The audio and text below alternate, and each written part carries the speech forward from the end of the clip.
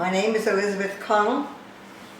I was born in Jersey City, New Jersey, number 7 of 9 children. I went to Venezuela because I met a young man whom I married in the United States, in St. Catherine's Church, beautiful Basilica Church, copied a basilica in Rome. And we went to Venezuela. And there we stayed in his parents' house. I had a friend who had lived in Pau del Este in Caracas, and I decided to put up a little kinder there. And the garage had no closure, so I closed it up. I put in a long window, and I put in a side door. I put a rug on the floor, and thank goodness the room had a bathroom. Then I began to walk the streets of Pau del Este, giving out folders announcing the kinder. In fact, one of the folders I had a worm on it, and a man in a bookshop told me he didn't think that was very appropriate for the name Simón Bolívar School, so I changed the worm and put something else on the folder. And I gave out these folders in stores, in windshield wipers, the houses that were parked, on counters, in the stores, and so on. And little by little, I got one student, who, by the way, her name is Alexandra Paz, and she now works in the school in Manzanares. Quite a coincidence. She was a neighbor in Pau del Este. She was my first student, and then one or two came along, and I had the same program as I do now in the school.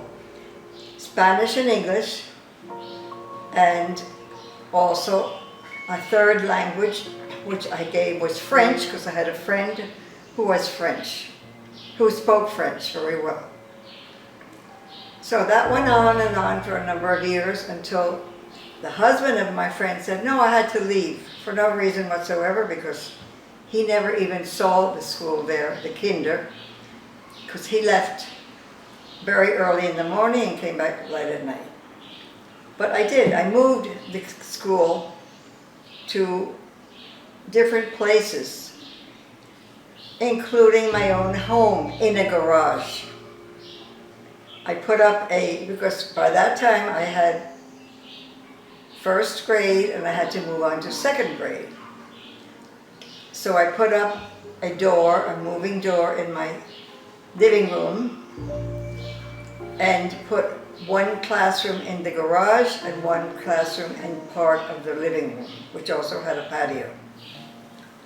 So that was the beginning of the school.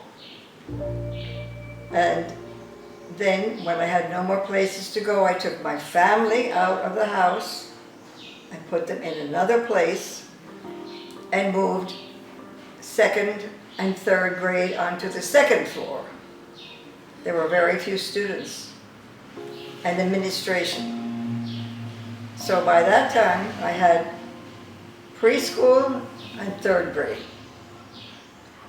And I had to keep moving on because I could not just close the school. So I continued. I heard about some places, a place called, in a big building, it was a place for schools. So I moved the school there, and I moved my house, my family out of the house to another house. And that's how it began, little by little. The school began to grow because each year I had to open another classroom. And then I remember when the Ministerio de Educación appeared in my house, when the school was in my house, because the supervisor, Ada Alfaro, I remember her name, was ordered not to close any schools, but to recoger different schools and kinders around the city of Caracas, which she did. And she came to visit me, and she said, well, you're not supposed to have family pictures in the entrance of the school, so I took away the family pictures. And I decided, because I was allowed to, continue with the school, but I would not get a director, but I would study to become a director of the school. And that's what happened. I began to study in la Universidad Simón Rodríguez. They had a special section where they gave you credits for your work in addition to education. And I had done some social work and so on. So that's how, little by little, it became registered. And then I graduated when I was 59 years old. So I would like to say this is the beginning of the school. I would like to give my regards, mis saludos a los alumnos y padres representantes y profesores del Colegio Simón Bolívar, que ahora es un colegio muy grande, con más de 1000 alumnos. Gracias al trabajo del equipo maravilloso de profesores. Saludos de nuevo a la comunidad Simón Bolívar.